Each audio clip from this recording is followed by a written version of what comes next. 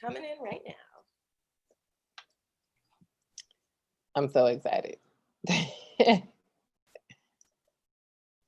Welcome, welcome, welcome, everyone who are coming into this conversation right now. Like we need a little music.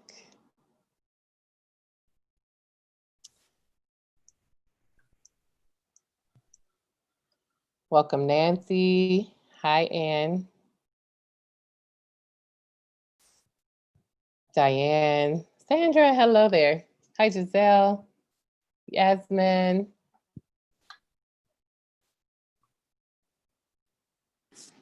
Deborah. Jane, hey. Glad you're here. I'm just over here calling out Deborah Ham and Ann Burdette and waving at folks and realized I was on mute. So, thank you. We will go ahead. It's 2:04. I think we're just gonna kind of give maybe another 30 seconds or so. There are two special guests that we're waiting to come on, and just give them maybe 30 seconds or so. Okay.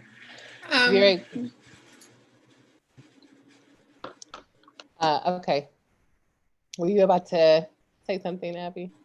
Yeah, I wanted to let everybody know we will have interpretation available for those folks who prefer English or Spanish. Just wanted to give you some quick instructions. Once the feature is turned on, you will have to choose the language. So if you're on the computer, there's going to be a little world icon that says interpretation that will pop up. You will click on there and you will select the language you prefer, and then you will go ahead and mute your original audio. Then if you're on the phone or a tablet, you have to be using the Zoom app, and you will need to look at the bottom of your screen, locate the three little dots, and you'll be able to see where it says language interpretation. You will select your language, and then you'll click mute original audio. It's not available right now, not until the feature gets turned on. And I will go ahead and make the announcement in Spanish while we wait for some folks, if that's okay. Para aquellos que necesitan acceso a interpretación en español, lo tenemos disponible. Todavía no está prendida la función, pero cuando se prenda, si están en la computadora, van a buscar en la parte de abajo, donde va a aparecer un mundo, y bajo el mundo dice Interpretation. Seleccionen el mundo, y de ahí seleccionen su idioma español, regresen ahí, y le hacen clic a donde dice Mute Original Audio. Si están utilizando el teléfono o alguna tableta, asegúrense de que estén conectados a través de la aplicación de Zoom.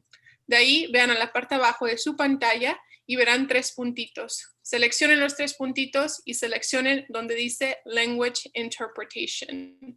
De ahí seleccionan el idioma en español y hacen clic en donde dice Mute Original Audio. Gracias. Thank you, Abby.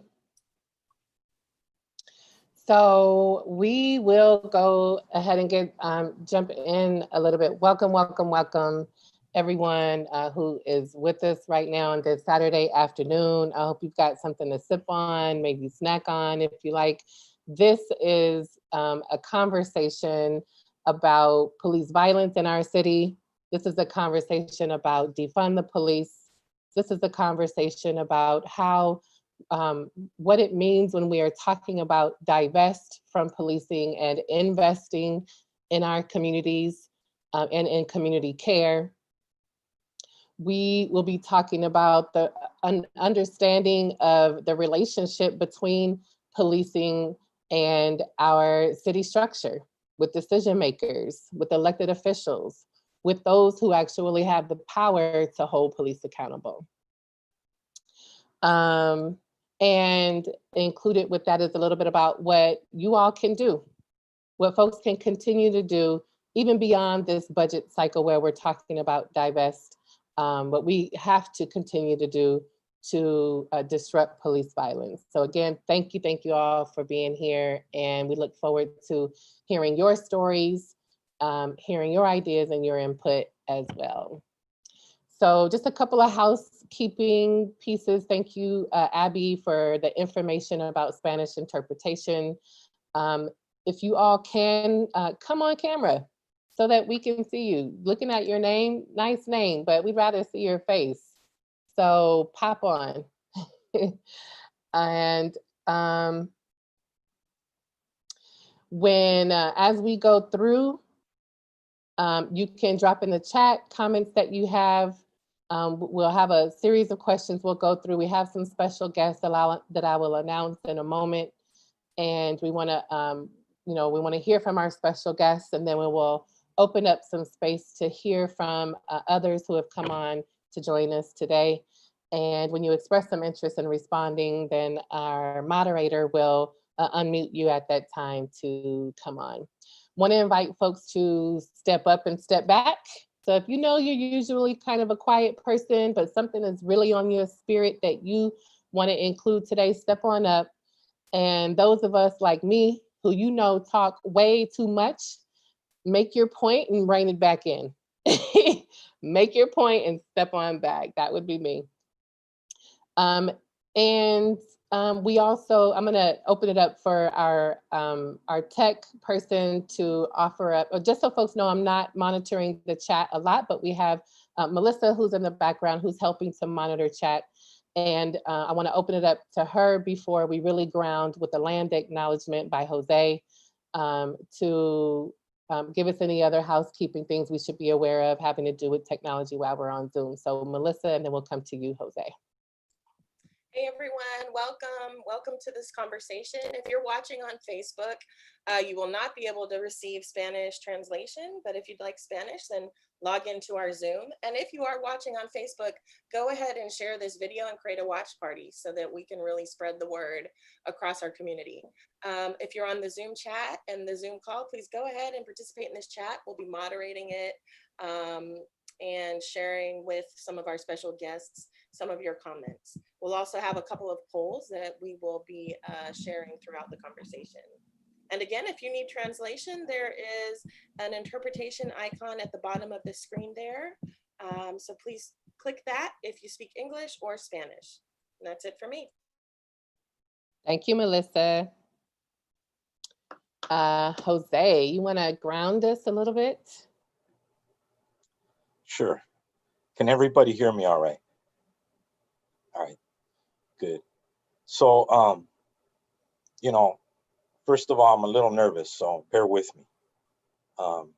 My name is Jose, and I've lived here in the city of Long Beach probably since I was 6 or 7 years old.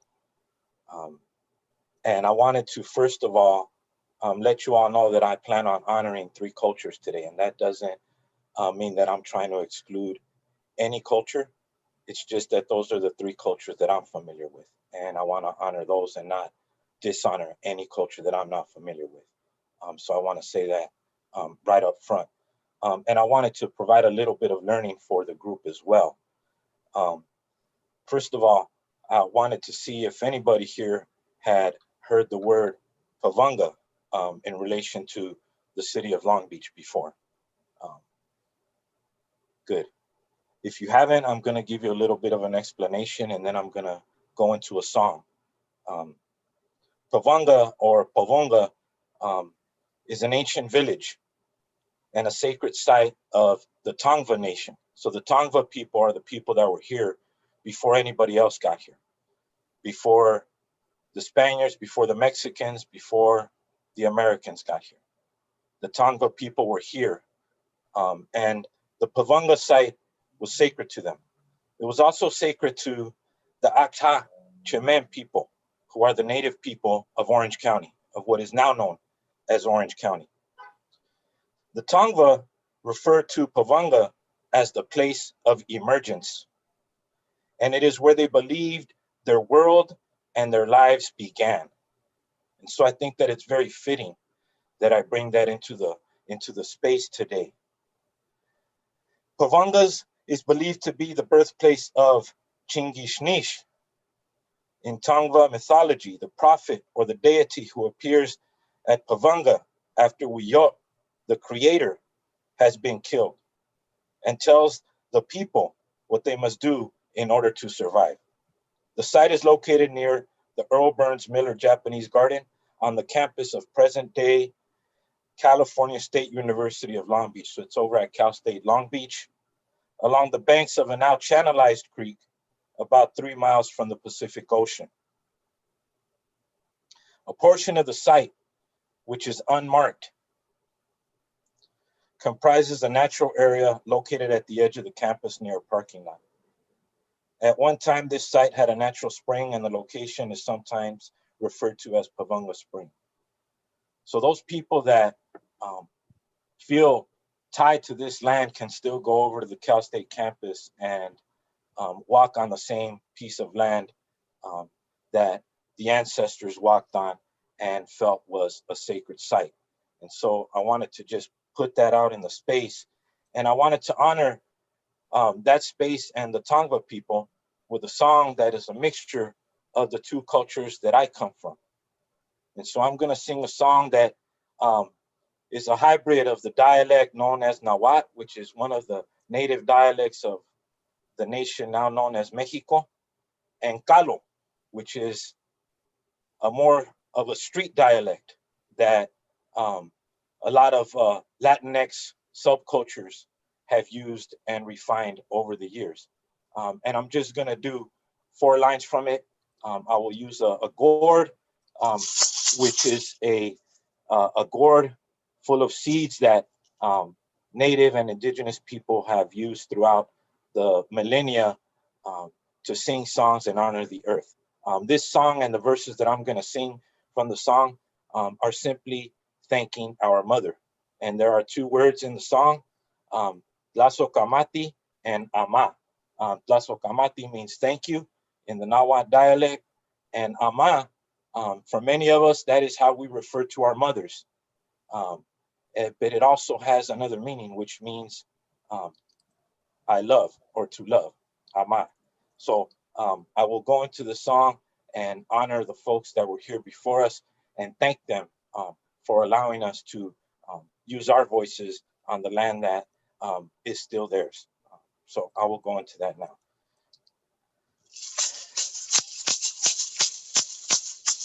Tlazokamati Ama.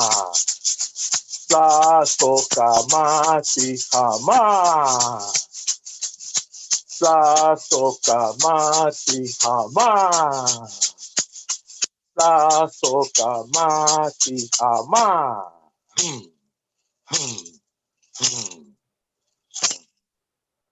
All my relations. Thank you. Ashe. Thank you, Jose. That was beautiful. That was rich. Yeah. It took the Tongva people, I think it's been 20 years, Jose, correct me if I'm wrong. It took 20 years to fight for access for their ancestors and their land back that sits under Cal State Long Beach. And when they finally won in court after 20 years, right? This is not a moment, this is a movement. They were able to get access to their burial grounds that literally sit underneath Sears over in Los Altos area off of Bellflower and Stearns. And they were able to go and dig under to their burial sites that capitalism covered up and bring up their family members. I think, I don't want to say the wrong number. I want to say that there were about 2,000 or 3,000 people, if I'm not mistaken. Correct me if I'm wrong. And they went through an entire ceremonial process to rebury their loved ones, several hundred people at a time. So thank you for reminding us on whose land we stand, and appreciate that. Thank you for letting me honor that in this way. Thank you. Thank you. We have to. Thank you. So here we go. Here we go, yo. So I'm so excited. A couple of people I want to acknowledge and thank for just kind of lending your voice to open up the conversation today. Audrina Redmond, my girl, my sister for like 20 years in this movement struggle, friend, with BLM Long Beach, also with one of our strongest unions, who have also been leading some amazing work in support of Black lives with the California Faculty Association. When she comes up, she can introduce herself as we dig in. And then Maniac Bay. Maniac is his name, and he might tell you why. Who has been doing a lot of Black liberation and Black power work for a long time. Also holds a lot of violence prevention work in our communities with the Hood Council. James Marks, who has been doing some, I think you might touch on this, a little bit of work around what real reconciliation actually looks like. As we get into what policing relationships in this city looks like, and how our decision makers have been moving around accountability in the face of accountability under the title reconciliation. I think James might highlight a little bit, give us some highlights on what recreation actually is supposed to look like. And I think what we've been sitting in is not quite it. And in addition to all other kind of work that James does, and he will share that when he comes up, they are not, I hope that they're coming on. I'm gonna go ahead and say their names. I know that one of them was having a hard time with signal, but Tyler Woods' mother, Tyra Woodson. Tyler Woods was killed by Long Beach police in 2013. Officer Fegan and there's two officers, but they shot him in his back 19 times, in his back, and then said that nigger shouldn't have run. His mother, Tyra, is with us today, as well as Faraz Murad's sister, Gada Murad. She is amazing, and she speaks for her brother, who if you haven't heard this story, Faraz was smoking some recreational drug and is a college student, like well-known debater, and hanging out with friends, and threw himself out of a 2-story window and was bleeding, and the fire department came and was de-escalating the situation. Faraz was a little delirious. They were calming him and, hey, have a seat, sit down, just lay down, we got you. And here comes the black and white, guns blazing. Right as Officer Hernandez shows up, Faraz is spooked, scared, pops up, and Officer Hernandez shoots him and kills him. So his sister Gada will be with us. Pastor Kyle, just brilliant work that he also has been doing in our community, and who is also with Restore Inc. Pastor Armando Gonzalez, who back in his day was also a former gang member, and knows very well how our police department has historically been working in our city. And as we know, not a whole lot has changed. And I will pause there. So these are our special guests today. These are folks who we are excited to hear from when it comes to experiences in dealing with policing in our city. There are some other amazing, brilliant folks on this Zoom today with us today, and I know who are watching on Facebook and or IG. I'll have to check with the tech team. I'm not positive about if we got IG going or not, but thank you for everyone who is holding that down in the background. So I am just going to dive in. We're 20 minutes in, and couple of things. Miguel is on. Oh, awesome, great. Miguel is also here. He's also Indigenous family. Miguel, I'm glad you were able to join us for a moment. Did you cover the song, Jose, or should we okay, all right, super, thank you. Michael too, awesome. Michael is also here. Yeah, and Michael is here too, great. So, we're having this conversation today across the globe, because we are seeing and watching and witnessing this insistent violence by police that is not ending. And we are living in, federal, national, local governments who are refusing to hold these departments accountable. And so, the movement that, or this current iteration of movement that Black Lives Matter has been just driving as hard as we can since the acquittal of Trayvon Martin, has just grown enormously. And each time we have to watch another person taken by police, I think it activates whole other groups of people to step in and step up and say enough is enough. I'm also greatly appreciative of our just other groups who are standing with Black lives, right? We know that this police violence also does not only impact Black lives, or the divestment from our communities does not only impact Black communities. And we know this. And so I just want to honor like our Cambodian community, our Filipino community, our white people for Black lives, and with Surge showing up for racial justice, our Latino community, of course, our Indigenous community, Asians for Black lives. And so we stand in this work together. All right, I am going to get our juices going. So I'm gonna just ask a couple of questions to, let me ask, I'll just leave it open. I'll leave it open. Hey, I'll leave it open.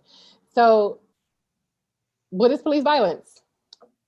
What is police violence? We're seeing people literally killed on the street, 8-minute, 46-second knees on George. I just talked about Tyler, but let's ground ourselves first in like, what even is police violence? And you can put a hand up or put it in the chat, and either I or Melissa will find you and unmute you.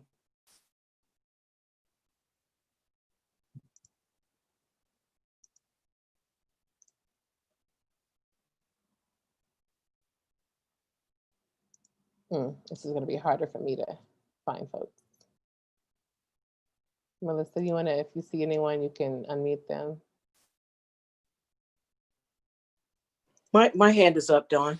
Okay, great. I think, well, I know that police violence is the disparate treatment between poor communities and community of color and the suburbs, or Irvine, let's say that as a model US suburb. That's police violence.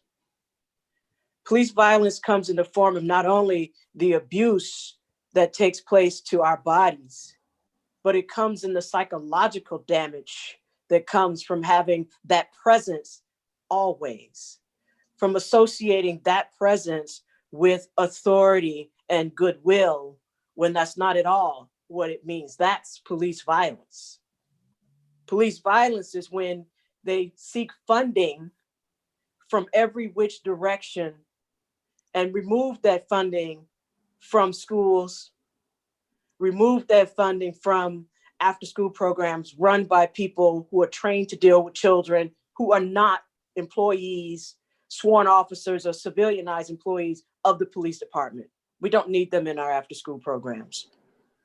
Police violence is when we don't have enough mental health providers in our city to deal with the things that come up when people are under stress, like this time that we're in. That's police violence. Police violence is when you go to a homeless community, a houseless community rather, and you sweep people up and you throw their things away without regard. That's police violence. Police violence is when we don't have enough social workers and counselors in our schools, but we have, what are they called? School resource officers. Yeah, school resource officers. That is police violence. And those are the kinds of things we need to disinvest ourselves from and invest in the things that our community needs. And then we need our city leaders to do the job of helping to inform and educate the community about the replacement of those things, from removing those things from the police, disinvesting from the police, and then investing and then supporting what our communities can look like if we have folks who are able to deal with our residents who are having a mental health crisis. So we need to fund our health and our health department. We're lucky. We're one of the few. We have our own health department in Long Beach. Let's fund the health department. Let's treat it and do with it what is meant to be done. If we have enough social workers to deal with folks, this is an urban environment. We are under a high stress period. Unemployment is real. Housing cost is real to people. Domestic violence is up. We know that. It's so we need our city leaders to step up and do that work of helping folks, just like they did. They had no problem supporting the crime bill. They had no problem supporting the war on drugs. They had no problem doing those things. We know those things don't work. So hello, get with it. This is a new day. Start to invest in the things that we know work, because they worked before. They work in Irvine. Thank you, They Drina. work in Irvine. They work in Beverly Hills. We want that here. I want that here in Long Beach. And I want the police violence. I want them to get out of the business that they don't have any business being in. I hate to use the same word twice in a short sentence, but I just did. Thank you, Drina. So yeah. Miguel, welcome. Glad you were able to make it. We know you're at work. We know you're in Seattle where this stuff is going on up there, but we know you're working. What is Thank police you. violence, Miguel? And you can feel free to introduce yourself as you enter. Hi, my name is Miguel Lugo. I work at Humble Industries. I'm part of Restore Inc. And I just want to make a difference in my community, which is Long Beach, and the police violence means when they pick up a kid in the neighborhood and beat his ass and drop him off in the enemy's neighborhood. That's police violence to me. That's where I grew up. I grew up in 15 and Cedar, and that's what I seen in Long Beach. Them picking you up, including Chief Luna when he was part of the gang squad. Like, come on, let's call people who they are. They're still thugs. They call us gang members, but they're the biggest gang in the city right now. The biggest. The biggest gang and the most funded gang that we need to be able to hit their funding, because the kids need the funding. Like I was 18 years old in prison doing life, and a bunch of kids just like me were there, and it wasn't because a lot of those kids were bad kids. It was just a bad situation and a bad timing. And all that, it could be prevented by being able to have more mentors, being able to have more places where they could go, football fields. Look at this, the East Side League don't even got their own football field. They have to go to El Dorado Park and play in a park full of holes with golfer holes. Like that's where they practice at. That's our kids. Like, I'm just saying people in the East Side, and not deep in the East Side, but over here, like in the downtown area. And I know a lot of people are going, when we talk about police violence, we're talking about what they do. What they do. Off the top, they intimidate you. They pull up to your car and it's intimidation with a gun in their hand, already ready to shoot you. And for me, getting pulled over in the city is always am I gonna make it out of this? That's the kind of thing for me in the city. When I get pulled over or when they run up on me and when I'm pumping gas because the way I look, the color of my skin, that's police violence. That's just of them being thugs and them being bullies.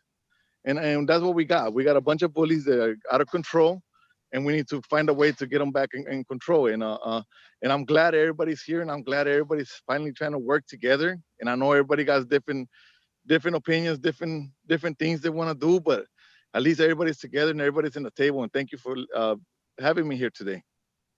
For sure. Thank you for your voice, the work you do, Miguel. We appreciate you. Hope that you can stay with us. I know you're working. Stay with us as long as you can. If you have to bounce off, we understand. All right. let me keep it in this space a little bit. Pastor Armando, if you can say a little bit, I know you've been in the city for a long time. How has some of your experiences, what you've seen, what you've heard yourself, your own experiences and things that you've heard, considering how long you've been working in our community, how has police violence impacted our families, our communities? And do you believe that this police violence is a public health crisis, or at least a public health issue? Pastor Armando. Yes, for those that are probably a little upset on the way people will be expressing about the police, we want them to know that we're not saying that there's not good cops out there, because there is some. In fact, when I was able to change my life, and it was a police officer that helped me get the job with the City of Long Beach Gang Prevention Intervention Program back in 1990. So, and what we want people to know is that if the police do their job, and we're not saying they don't do the job as far as, getting criminals and all that, because, the prisons are full. So they're doing their job in that area. But what the community is crying out is the way they mistreat the community.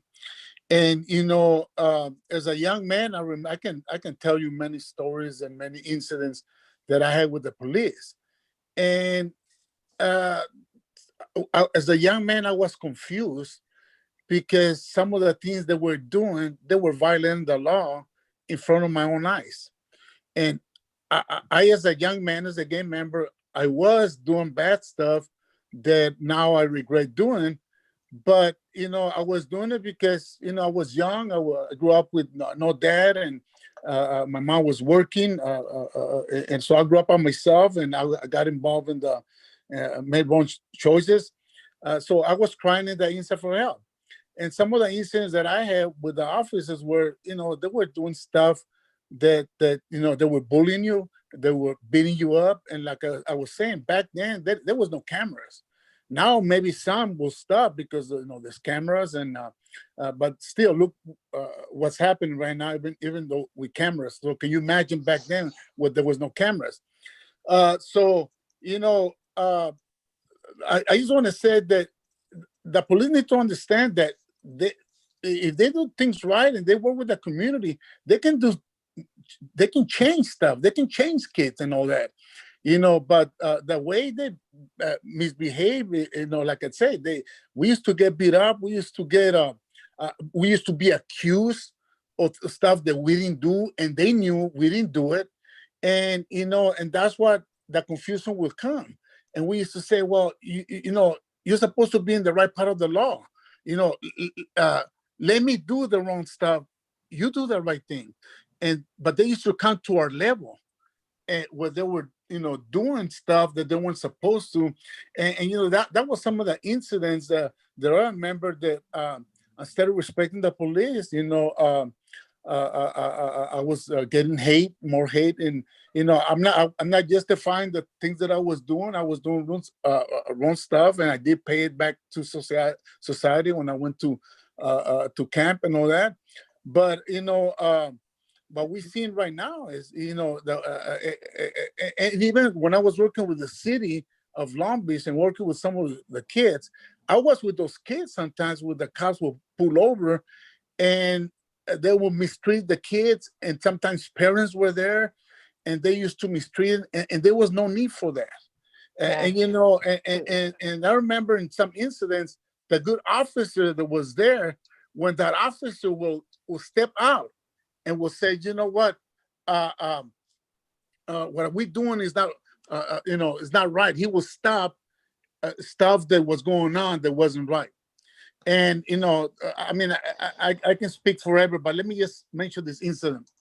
Back in 1978, 2 days before the 4th of July, there was an incident between our group and the fire department. And that was right there in the corner of Juan Apero Anaheim Street, a place called Centro La Raza, which is a Cambodian community center now. We're having a party out there in the parking lot, and there was an incident with this young man and the fire department. It turned into a fight, and a fireman got stabbed. Well, when that happened, I mean, the police came with all the force, and I can understand certain things, but the way they came and beat up the whole community that was there, innocent people. You know, some of us got arrested, and yeah, we're part of it. We deserve it. But there was a lot of good kids there, a lot of good families in that party that they had nothing to do with it. They didn't even know what happened. And the way the police just came Yeah. and abused the people. Yeah. And their abuse us, and I'm almost done. They abuse us to the point that they run out of handcuffs and they tied our arms so hard that we couldn't even, blood couldn't even circulate for hours. It was like a torture. And Yeah. when we got there to the police department, we were there, and if we want to speak and say, hey, you know, can you please help me here? They will tell us, you know, to be quiet and all that. And I remember there was this Caucasian kid there. The guy, he wasn't part of a group. He just got locked up for something else. He was mistreating the police. He was speaking bad against them, cussing them up. What And did I they do, remember Pastor Armando? What did they do? they didn't do anything to him. And that's how we got confused and say, you know what? This guy is talking back, is cussing you guys out, and you guys ain't doing nothing to him. And as soon as we open our mouth just to speak up for ourselves, you know, we've been kicked. I mean, and this is just some of the incidents There's a lot of, thank you, Pastor Armando. There is a lot of excessive force. We know a lot of excessive force. I have a list of names of officers who, just the officers who have cost the city alone over at least a minimum of over $100,000. I'm sorry, $100,000 in lawsuit verdicts, that families have won because of exactly what you're talking about: the excessive force, the physical assaults, sexual assaults, particularly in our LGBTQ+ community, and officer shooting people like they're in the wild, wild west out here, cowboys with guns, and killing people, right? And the names of these officers who I have are not, these are just the officers who people were able to file lawsuits against. So many people, because of what you're talking about, are living in fear of retaliation, intimidation, and threat, or don't have means to file a lawsuit, don't have that kind of access. These are just officers who people have sued. And some of these officers have committed multiple acts, have killed multiple people, have been awarded for these murders. So we know that it's systemic. We know that the violence that exists in our communities exists, as Audrina mentioned earlier, throughout our systems, our education system, our political system, the direct harm by police, our policing system, our housing system, right? We could get to that down the road a little bit here. So we know it's systemic. And so I want to go to Brother Maniac to touch on how the violence is systemic. Pastor Armando touched on how far back this goes. We know in the Black community how systemic violence has shown up beyond just the direct violence directly from the police. And, you know, feel free to touch a little bit on how do we start talking about how we're correcting this extent and depth of harm done. You know, we know that this is a public health issue. Speak to the impacts from that, and how do we start to talk about correcting these harms? Maniac. All right, thank you. First of all, I think it's important that we understand language, the power of words, and I'm of the I guess the side of the table that likes to use brutal terms for the brutal realities that we face. So I don't like using police reform. I don't like using police brutality, because police brutality is a soft way of saying what really goes on. So me and some of my comrades back in 2000, 1999, way back then, we started using the word police terrorism, right? Now that word is more in vogue now after 20 years of pushing that language. So it's important that we use the proper terms to create the proper, I guess, mentality. Words create thoughts, and thoughts create action. So I look at it as police terrorism, period, point blank. Police in America are the equivalent of domestic terrorists when it comes to Black people and when it comes to people of color. They are the enforcement arm of white supremacy, period, point blank. They're usually the very first touch point with the militant part, where we face it, when we hear about it, we might hear a person say the N word or whatever slang word they use for your culture that's racist. But the police are usually the first line that the kids and youth see. Oh, that's what this is. Okay. Like the gentleman mentioned earlier, the treatment of the white person in custody versus them.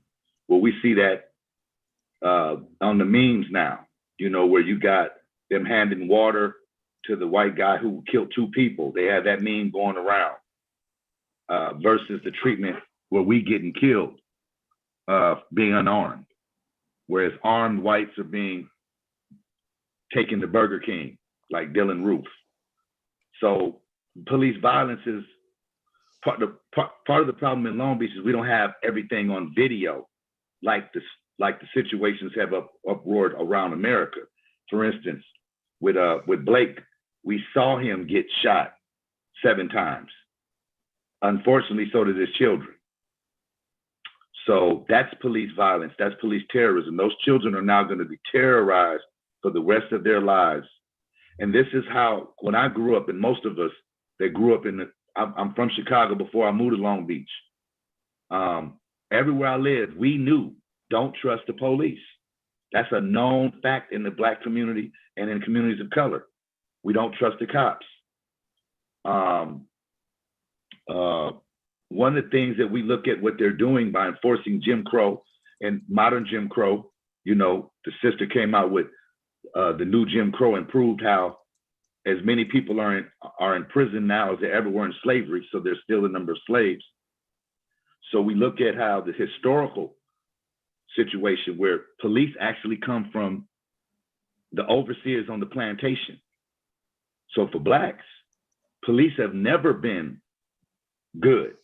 There've never been any good cops like for us to look for. There's no experiences we have that we can say, well, hey, they did a good thing. I mean, maybe individually, but as an institution, the police have always represent a terrorist arm of white supremacy, whether it was in slavery with the overseer. That's where the officer comes from, overseer.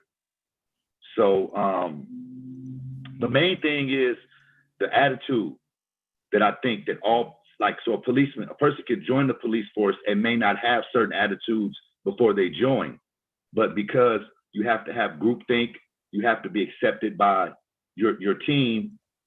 The culture of police activity is racist to the bone. They even got that case right now going on in Gardena. They just exposed where they killed that kid, and a whistleblower came out and said he was murdered by the cops. So he was trying to get some ink, which meant he was trying to join a executioner cop gang, and he had to kill somebody in order to get accepted. So they are a gang. They had them in Oakland they had the gang with the cops in Oakland with a certain name. I don't know, with something to do with a skeleton skull. They got all these kind of little inner gangs that are hats and bats. Hats and bats. Oh yeah, the buttons. Those buttons come out, show a lot of their attitudes. The Asian police that got fired, but he came out with the bloody baton after the Long Beach protests in June. So you see that there is no reconciliation when the people who are guilty of the crime or guilty of the violence aren't conciliatory. Reconciliation got conciliation in it. There's no conciliatory tone from the police department, from Luna, from any of them. And so I think that the historical thing for us is we have too much historical evidence to listen to the reform and wait and little bit by little bit. We don't have any time for that. We have to seize the time. We have a lot of energy and unity. And then I want to end with this one. In terms of mental health, I think the biggest thing is we all suffer from PTSD. I mean, like, my comrades were on the phone with me maybe a week ago, and we were talking about plans and, you know, how we're going to strategize on certain things, and I couldn't even talk. I literally couldn't even open my mouth and say a word. And they can validate this. I was in so much pain and shock that I was suffered from the situation in Kenosha, and then the white guy basically getting validated by the president. You know, so now they got like George Zimmerman, they got these vigilantes now, they're going and killing us and getting away with it. So at that time, I was just in such a state of disorder that I couldn't even find the words to speak. And I had to get off the phone and just apologize to the team. And it's just too much, and it's too much violence over and over again. And there's no justice, there's no recourse, there's no fixing of the problem.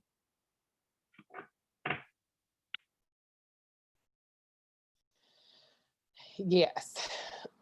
I feel like I want to chant. You want to chant? What you want to chant? Say, no justice, no peace. No racist police. No justice, no peace. No racist police. No racist police. Sorry, I was moved. I say. I'm also moved.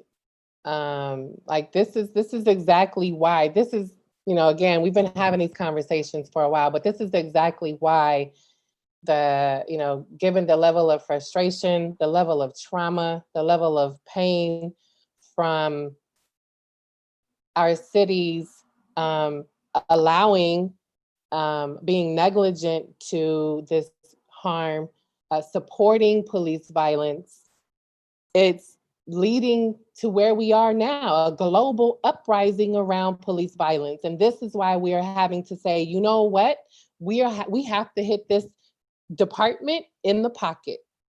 This is why we are saying defund them. They are doing work, as Adrena said in the beginning, that in our communities that do not only do they not belong to them, the fact that they have crossing guards in the police department. I'm not sure why school crossing guards exist under the police department, right? I think they moved them to public works now since we've been putting pressure on them around defund LBPD. How is it that police are, have a whole department around quality of life? You mean to tell me that they're the first responders to mental health.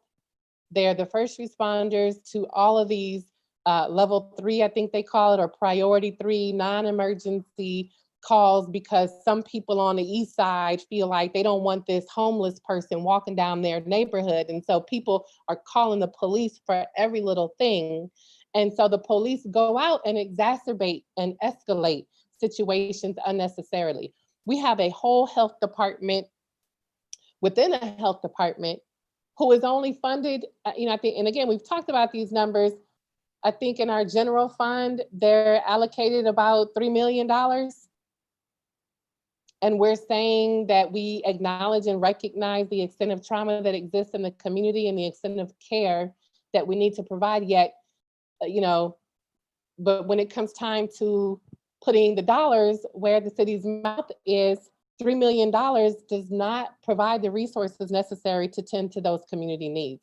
We have so many community organizations in our communities who are doing violence prevention work, not intervention, not showing up after violence is occurring, but supporting folks to make sure that people have housing, that people can afford to eat, that people have access and training for work. That is what people need. The type of violence that exists, people are out here, you know, robbing for $1 to pay a bill or to pay rent. Those types of crimes, when you're resourcing the organizations and the people and individuals who are in our communities who are doing that work, that is how you prevent crime. And there are so many folks who are doing that good work, many of whom who are on this call right now. And so we're saying divest from the insistent allowance of this police department to continue to intervene in civilians' day-to-day lives in ways that they should not. We have behavioral health specialists. We have a mental health department. We have community psychologists. We have all kinds of job specialists. We have drug and alcohol experts. I'm going to come to James Marks in a second, who is trained, who is certified, who has been doing this work for a long time.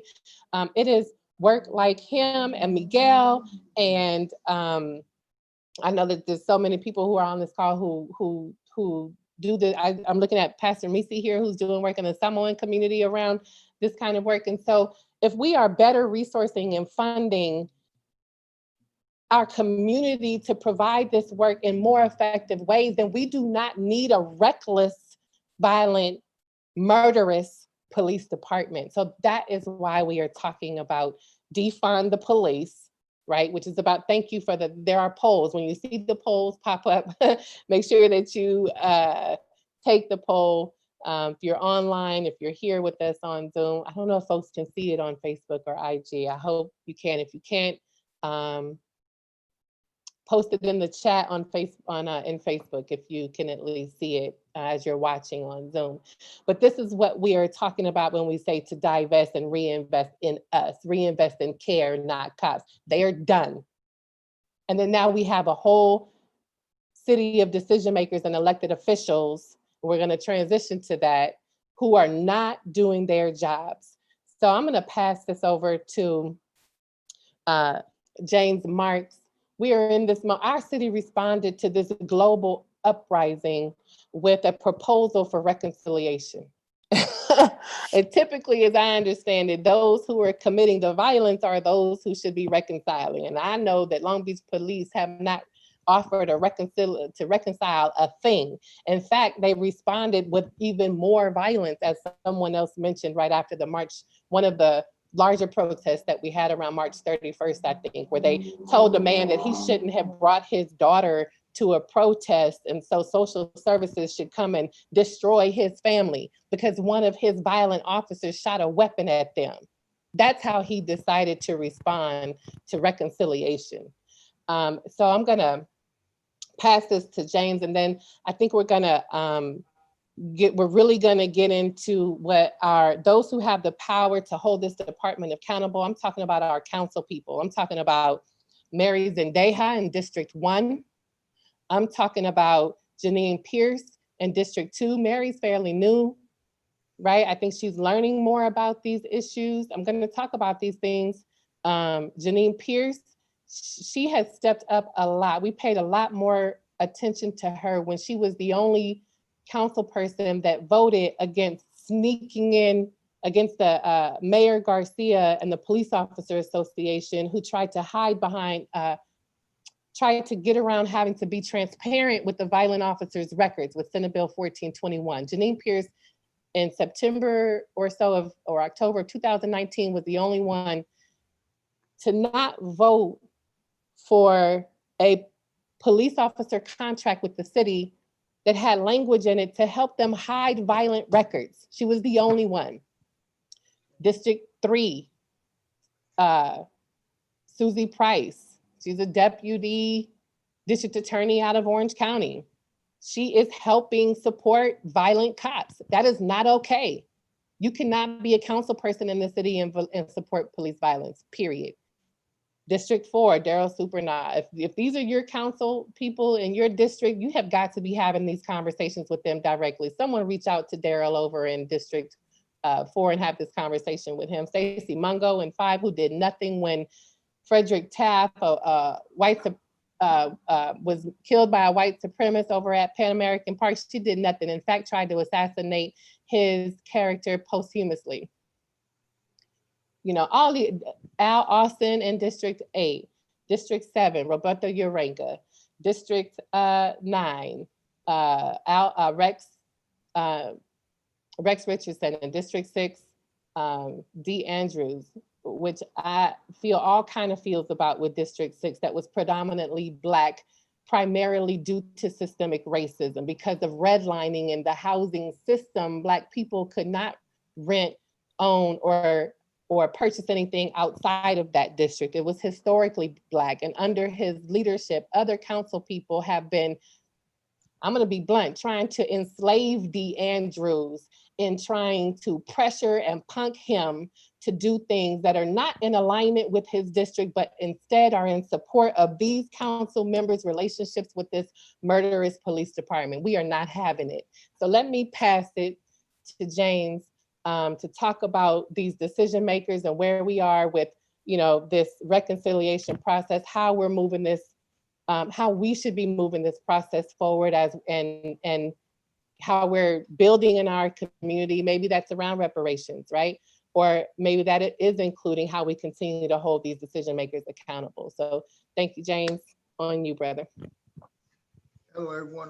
First of all, like Jose, Don, and everyone on this call, I'd like to acknowledge this work that we do and those who've done the work before us, because this is nothing that's new. We're just a continuum of many others of the same kindred spirit who've done this work before we were even thought of being born.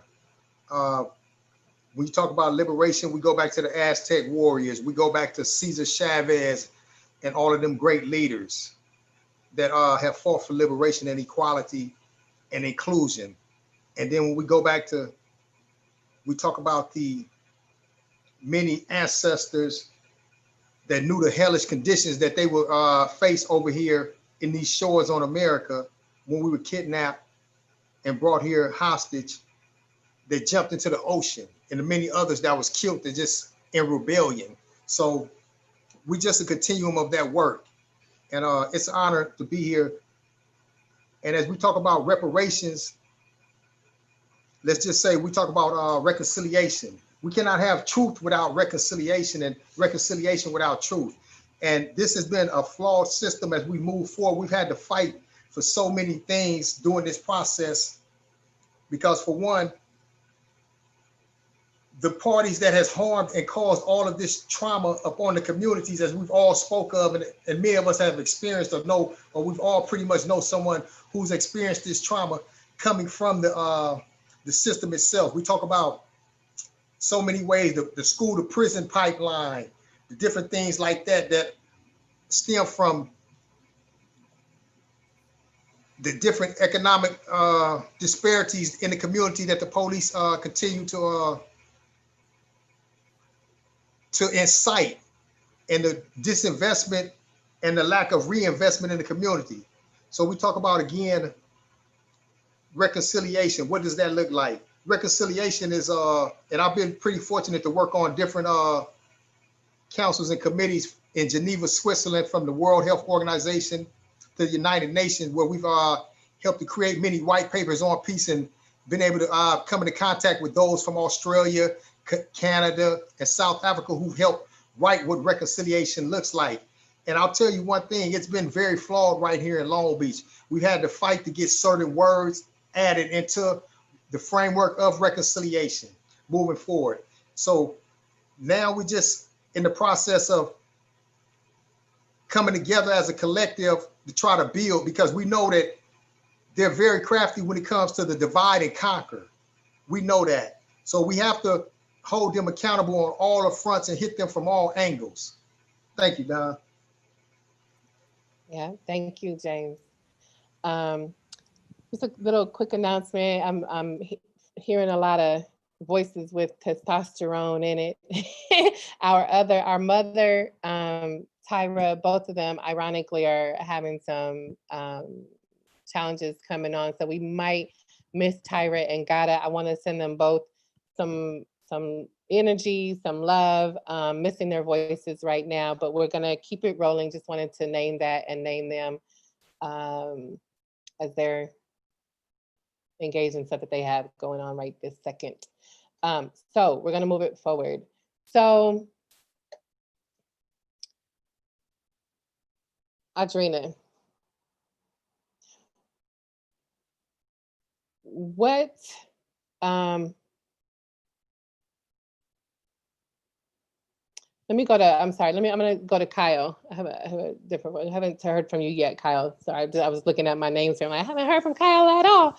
So what do you feel like some of the relationships look like between the Long Beach PD, between our, not our, because they're not ours and they're not a union, but the Police Officer Association, who has been pretty vocal. They must have told Luna to be quiet because suddenly the POA is speaking up on their behalf everywhere. So what do you think the relationship is between Long Beach PD, the Police Officer Association, and our city officials, elected or non-elected? What do we think these relationships look like in our city? And feel free to introduce yourself. Yeah, I'm Pastor Kyle Blake with Restore Inc. Live and work in the Drake Park community neighborhood. So I've interacted with, seen a lot of, walked alongside of just a lot of individuals who have had interactions with law enforcement. And to be completely transparent, my dad was a Houston cop.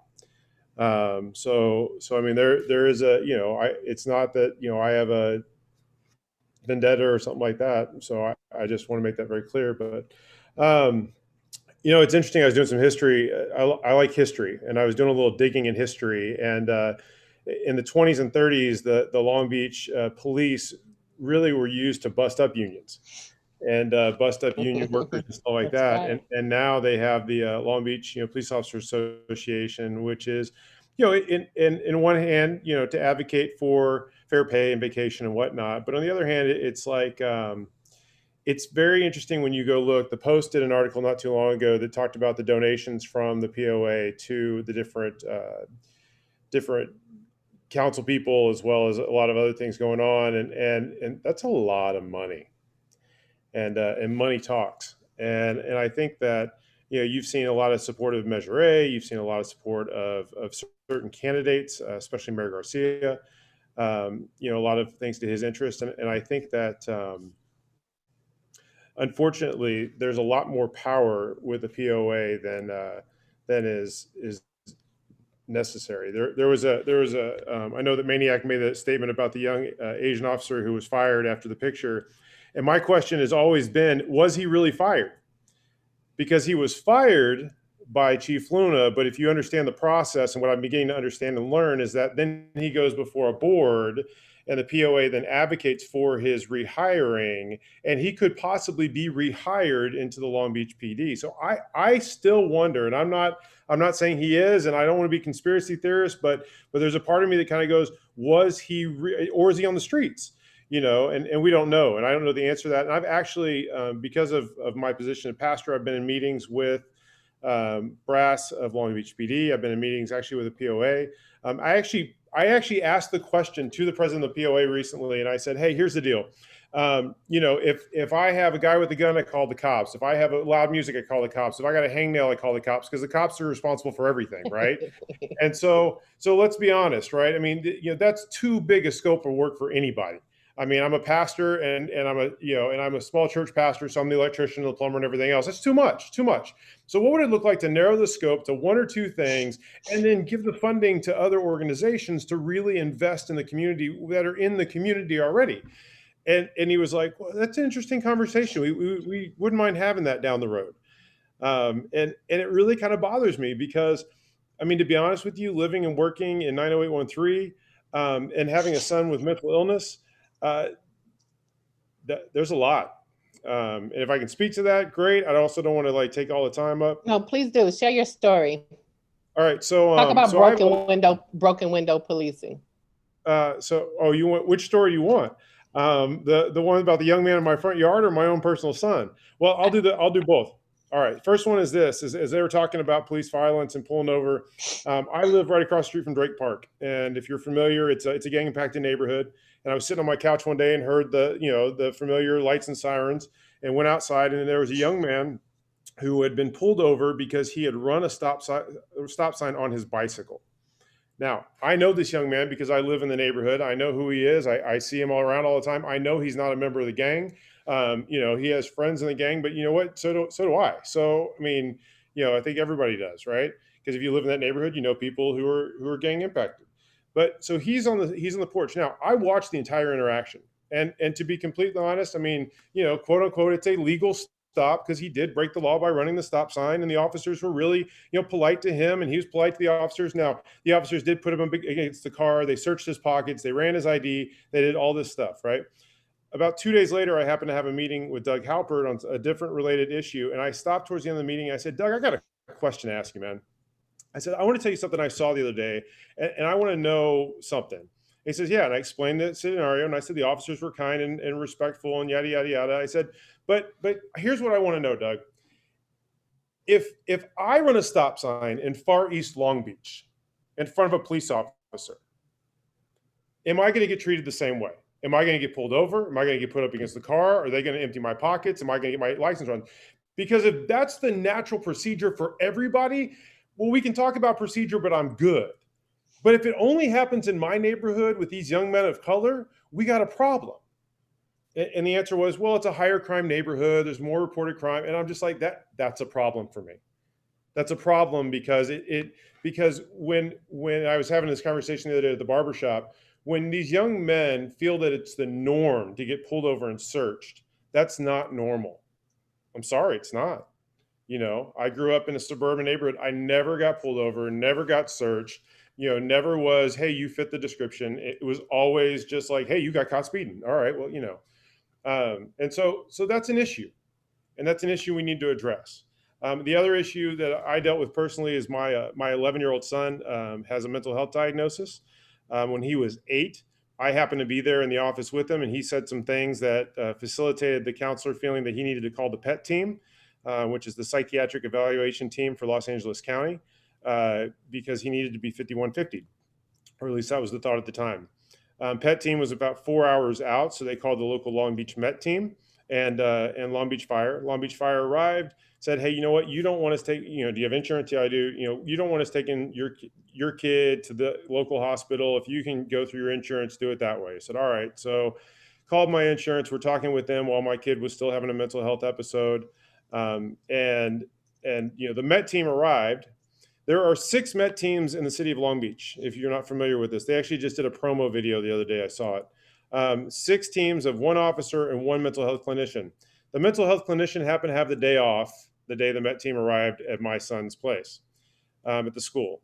And so we got worked out. We wanted to transport him to the insurance or the hospital that our insurance has told us to. And but he was still having an episode, and it was directly primarily at me. My wife had shown up by this time. And so the Met team officer volunteered he said, you know what, I can transport him. I said, awesome, that's great, that's so cool. He goes, but our policy states that he needs to be put in handcuffs.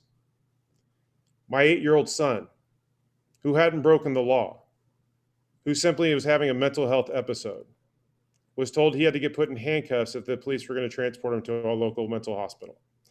Needless to say, we ended up transporting him ourselves. And I am scared to death. I'm just going to be honest, and I've said this to the counselor. I'm scared to death to call Long Beach PD when my son's having a mental health episode. And I'm scared to death of what's going to happen if he's having a mental health episode and somebody else calls the cops. Because what his episodes look like are very verbal, very disrespectful. And if you put your hands on them, then they become very physical. And I know that is not a recipe for anything good. And so my hope would be that we would have a mental health team that would come up, that I can say, this is the diagnosis of my son, and they would be able, because they're trained, they're certified, they're licensed, they know their stuff. And luckily he's in a special school now where they know their stuff. But that would happen, in such a way that would help to de-escalate it rather than escalate it.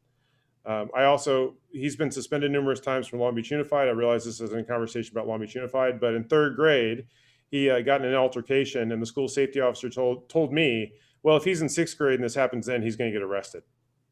So if you don't think the school to prison pipelines, and by the way, my kid's white.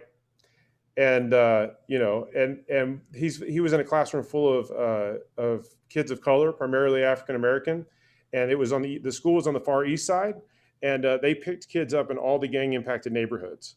And so if you don't think trauma affects people, especially children, and then the way that they dealt with them was to call authorities when they were you know, having episodes. I just have a lot of issue. So that's why primarily on the reason on this call too, and why I think that we need to divest and start putting money in the community. And by the way, one more thing, and I'll stop. I swear I'll stop. One more thing. When there's a shooting in the community, Long Beach Fire shows up, Long Beach Police show up. That's it. There was recently a shooting in our community. I happened to go across the street to the park, and the mother was literally saying, "Where's my son? Where did you take my son?" Because they put him in an ambulance and taken him to a local hospital. And I said, "Hey, get in my car." Took the whole family, went down to the hospital, sat with him the whole night.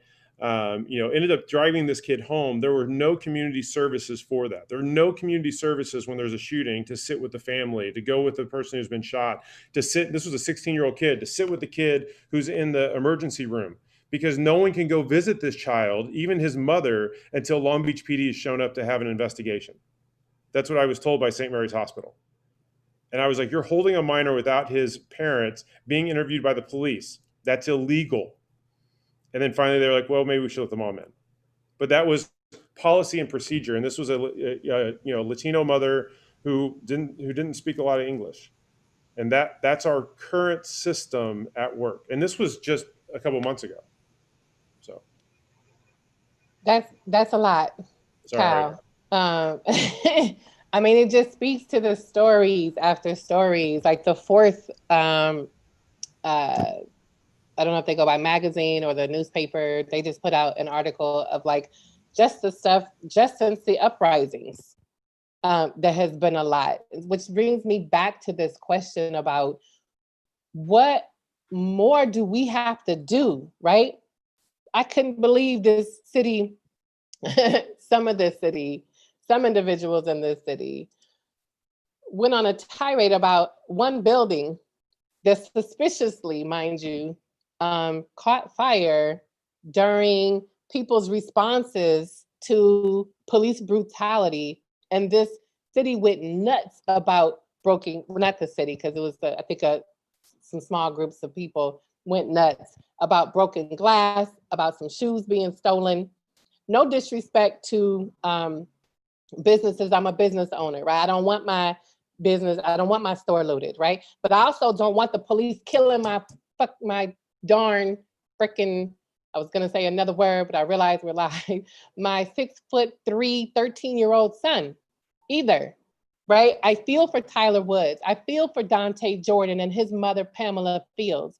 I feel for Catherine Gomez, who just as COVID was getting underway, her mother called for help and they came and killed her, 25-year-old Catherine Gomez, just over here around the corner near downtown Long Beach.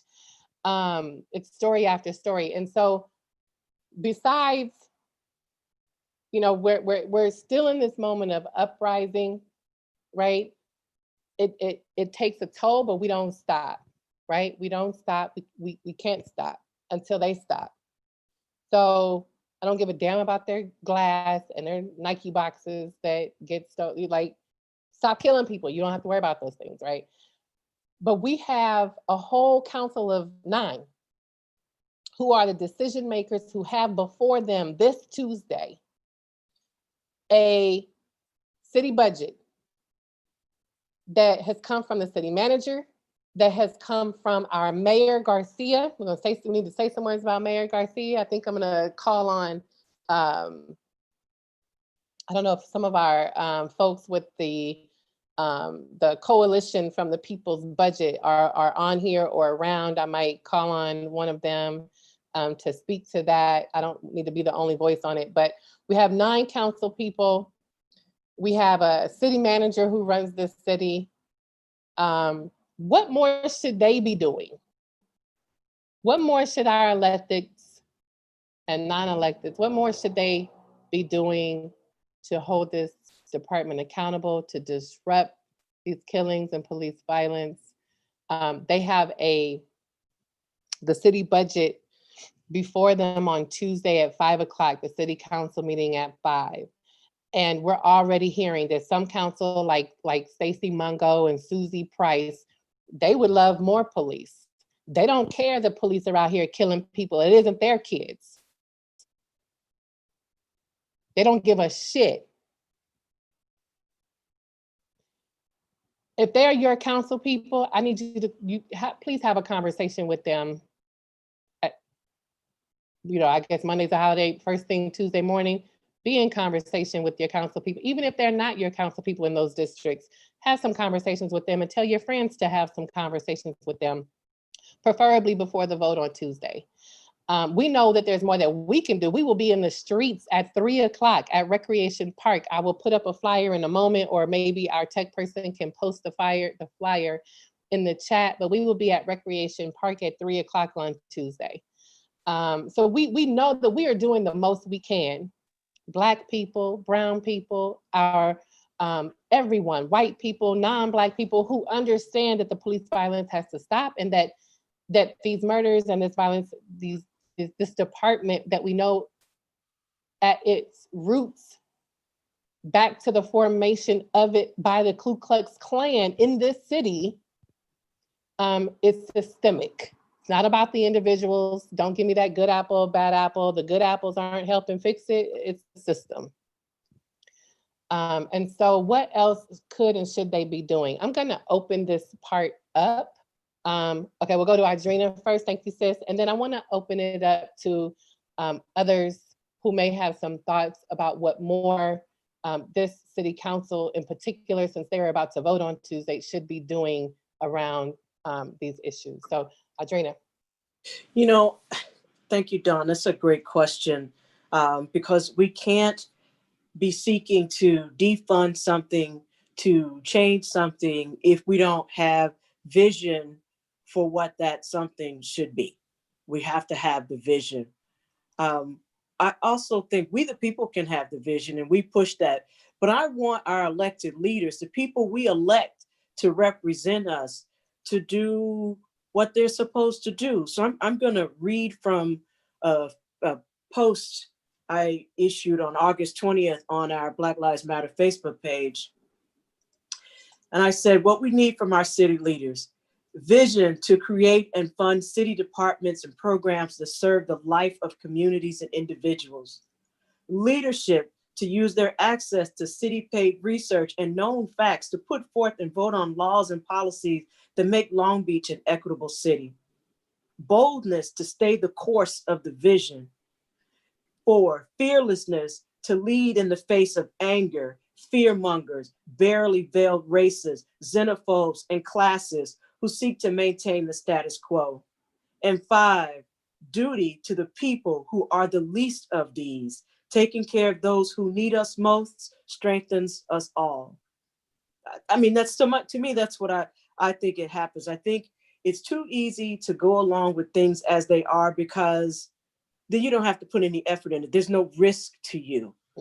You can go on to win your election. You can go on or lose an election. Well, in some people's case, yes. You can go on to that higher office. You can go on to that consultant position, all the rest of that. But that is not what public service is. That is not what public service is. Public service requires leadership. And if you don't have leadership, and if you don't have vision for what you do with that position of leadership, then you need to go. You need to go. You need to go. And then we got a couple like that need to go. Thank you, Audrina. I'm going to pass this over to Jose. What more should these decision makers be doing, Jose? One of the things that I think that these decision makers need to be pushed towards is something that Maniac brought up at the very beginning. The type of language that these elected officials and their staff members use minimizes the police terrorism that happens here in the city of Long Beach. They don't call murders murders. They don't call terrorism what it is, because that's what it is. When a young person, or any person really, in certain communities, you know, is looking out for the police, there's something wrong there, you know, and the way they deal with us, I think it truly demonstrates what they think of us and how they feel about us. And, you know, I wanted to share, you know, a story that I think that maybe some other folks could relate to. You know, a little over a decade ago, my 17-year-old son was murdered. He was killed. He was killed on the intersection of 15th and Cedar, the same intersection where I was jumped into the gang. My 17-year-old son was killed there. And, you know, the Long Beach Police Department's response to my son's murder, I don't think would be typical of a murder in some other part of the city if that person's skin color happened to be a few shades lighter. You know, their response was, first of all, the next morning after my son was killed, to raid my house and pull my wife and my children, who were in the process of grieving my son just being killed. They sat all of us on the curb right there on Cedar, in front of the spot where there was still blood from his murder, and proceeded to search my home. And their justification was that they were in fear that there would be some type of retaliation because I was a documented gang member. And we're going to take it even further, because I this is something I didn't talk about with you, Don. They not only did that, but then, you know, we're still poor. You know, we're poor people, and my son's murder was a cost, because there's costs related to people dying, funeral expenses, and things like that. And there's this program called the Victims of Crime program that the state has built that is supposed to help people in situations like ours, where a person is killed violently and suddenly, and we're very, very low resourced. And we didn't qualify for that because once upon a time, maybe a year or so before my son was killed, I was driving him to school, and they stopped me. The Long Beach Police Department stopped me. And I was already a documented gang member in their database. And so they proceeded to document my son as a gang member because he was riding in a car with his dad. And so they documented him as a gang member. And because he was documented as a gang member by the Long Beach Police Department, we were disqualified from receiving that Victims of Crime funding that would have helped us at that time. Mm. And the one agency that could have changed that without us having to go through a whole big, long appeal process was the Long Beach Police Department. And they refused to do that. And my family had to go through Sacramento in order to be able to appeal that process and get some support and some help with my son's funeral expenses. Wow. And so this is the type of structures that we have in place. These are the type of organizations, criminal organizations that we have that are supposed to protect and serve us. And why can they do that? Because there's this corrupt relationship. There's this corrupt relationship between the Long Beach Police Department and this mayor, the Long Beach Police Department and this city manager, the Long Beach Police Department and the city council. There are corrupt relationships all over the place with the Long Beach Police Department. Why else could any other organization in the city of Long Beach get away with murder, terrorism, madness, and mayhem?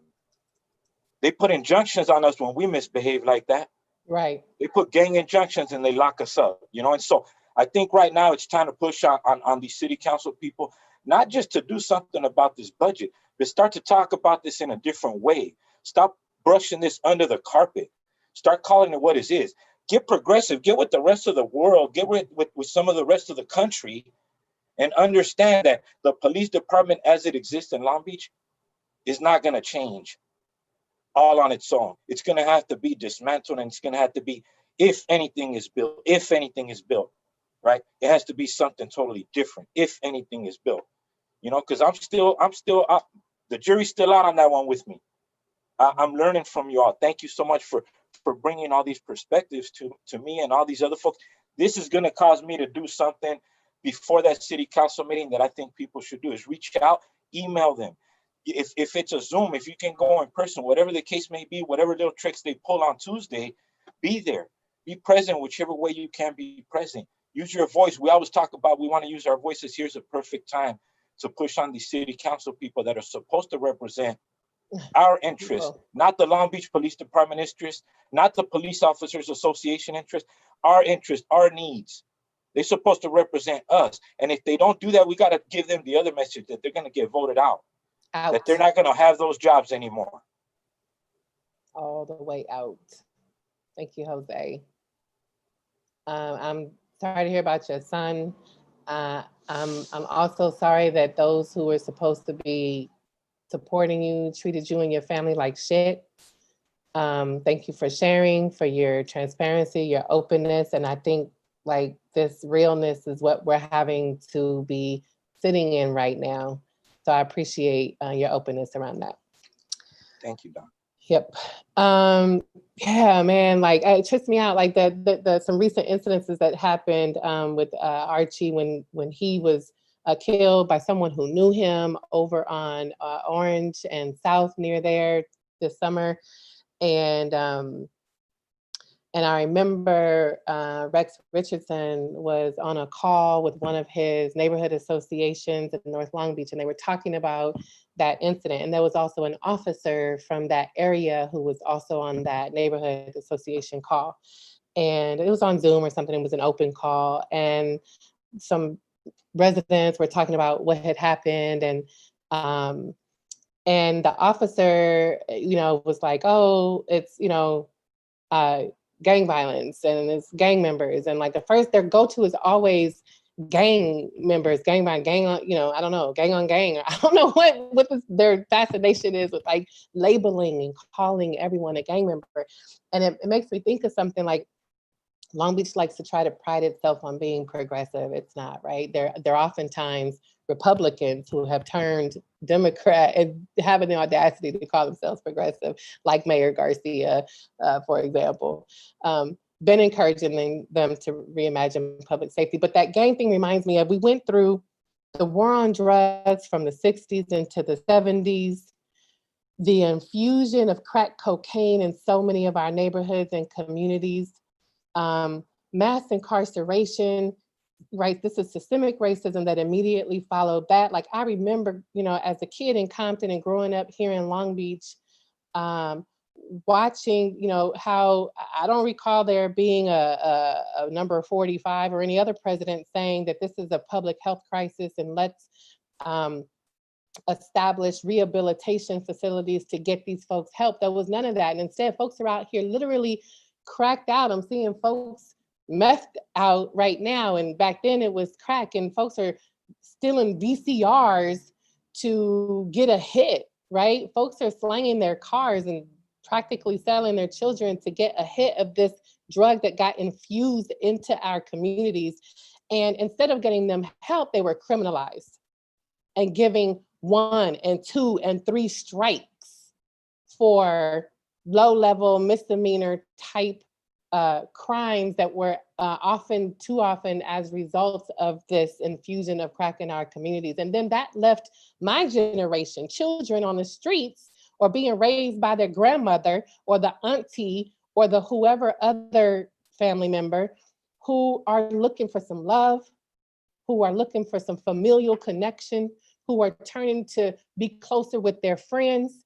And even if their friends were throwing something up on the block just to be in a relationship, I have a friend, this is one of Maniac's and James' friend too, who said that he never turned to a gang because he wanted to rob or kill or whatever other stereotypes are out there, right? But he was looking for friendship and said to one of his friends, like, well, what do I gotta throw up, right? So that he can be in family. And if you're from Long Beach and you grew up in this environment of systemic racism, you have some kind of affiliation to a gang, right? Whether you were banging or whether you were, active in crime or not, you have some kind of affiliation. So to label every incident and everything gang related and treat you like crap when your son was just killed because you're in their database that they also sneak people into at their convenience, right? We know. It's just really, really frustrating. So, Don, yes. May Who I is that? add to that? I want to add the fact that Sure, James. And then I'm gonna pass it, when just, I'm gonna come, go ahead, James. when you place the stigma of gang on a person, you've automatically dehumanized that individual. Let's be honest. It's tribalism. I come from that, to where I just wanted someone to hang around with. I didn't have any brothers or older male figures or male figures period in my family. So I see outside, and there was those guys hanging out. Like you said, no one signed up for that. And so that's just to stigmatize a person, and it's tribalism. It happens even within the police department, within the government. And then you can go to the sorority, the fraternities. It is the exact same thing. There's something that they have to go through, rituals to get put into those different organizations. The police, as you see, they have the gangs stemming from the Compton police, every gang there is. Now, this is what I even understand from being deep inside the justice system. They will label you a gang member because you have someone from a different society, I mean, a different community. You say Huntington Beach, Naples, or somewhere like that. And what they'll do is you have certain individuals who they don't have the lived experience. They only watch television and believe what goes on in the newspaper. That's why media is so influential. And so what they'll do is they'll label you as a gang member. And that person may be like, well, even let me say going into the criminal justice system, they'll say, well, that person may have didn't do that crime, but guess what? I'm doing my duty, getting off a gang member off of that. And now you see the rebuttal of all of that. Years later, after lives have been destroyed, we're not talking about the crack era alone, but we're talking about now, these people will put you into the Cal gang database and just label you a gang member. And then once you go there, you're automatically looking at 10 years or a 5-year enhancement for a crime you didn't commit. So this is all systematic racism, as we talk about, which is being, and now, but you still cannot replace, there has been irreparable damage done by those years and those people that have been convicted, labeled as a gang member, just because that juror who have no idea that this is just tribalism, have convicted these individuals. And now you got all of this stuff coming out to where police have been lying on individuals, taking their freedoms, harming their households, and with this, which is an extension of harming the community. Thank you. Thank you, Hey, Don, James. can I piggyback on what James just articulated? And I apologize, and I don't want to go too long on this, but so when I tell people that I invite the local social group into my home for lunch, and we had Bible study for like 2 years in my house, and every week we had the local social group, and I'll tell this to a room full of people, right? We're just talking about, working in the community, whatever, and they're good. Everybody's good. Local social group. I go, oh, by the way, the social group's called, and I'll say the gang name. And I'll say, and they're known as a local gang, and people's eyes get really big and wide, like, you have gang members in your house? But I'm like, but it was okay a second ago when I called it the local social group, and now it's not okay because I say it's a local gang? Well, why is that? And I tell you, they're some of the nicest kids I've ever met, most respectful kids I've ever met. I mean, I would almost trust them watching my kids, almost. But, they've actually helped us out in a couple jams, and we're going to be moving shortly. Some of them are going to already say they're going to help us move. So, I mean, yeah. Thank you for that, because there is and James's point, there is that attempt to dehumanize their targets, right? The officer I was sharing on that the neighborhood association call was saying, using those terms, and I was actually proud of Rex Richardson and his response, because he addressed it and he addressed it. And the officer had to correct himself and say that when they use these terms and labels, it may not be because of a gang incident, but just simply because they're in their database. Have another, and they may have put them in their databases when they were children. They're not trying to take them out of a database. Whether or not they've turned their lives completely around, like the pastor here on this call, or like Jose or any other human that were associated at some time or another, or if they are still associated, it's an attempt to dehumanize folks. But he Let me add corrected on him. real quick. He corrected himself. Don, I want to add one thing real quick. That's what I was talking about words. The labels are important. The system is very clear about what they're doing. So they use the word thug in the media to describe certain behavior only when it's a minority or black. The same behavior, same action when it's white, they don't use the term. And this goes along with illegal immigrant, illegal alien. They're always about labeling, and these things go towards statuses, right? Based on the label you get, it puts you in a certain legal status. So by calling us gang members, it does dehumanize us, but it puts us in a legal status that James was talking about, where we get penalized heavier, right? So what we've been trying to do, me and James, as we like mentor youngsters, is we try to get them out of saying gang. Stop saying gang. Stop using the word, because you're gonna put yourself in a legal box that's you might not be ready to deal with the consequences. And so look at how the Republicans, the Democrats, they're red and blue. They bang colors just like Crips and Bloods. So it's all the same thing, but it's just a label. They label them political parties. Now they're okay. It's systemic racism. We know what it is. So thank you for that. One of the back to the point we were at around holding our electeds accountable. There's a whole coalition that we all have been hearing about, who are leading around a people's budget. Just like when our governors or mayors do states of the city or state of the state or state of the union, we also do a people's state of the city. So just like the city budget, we have a people's budget. And so I want to call up Elsa, who has been really helpful in holding that coalition.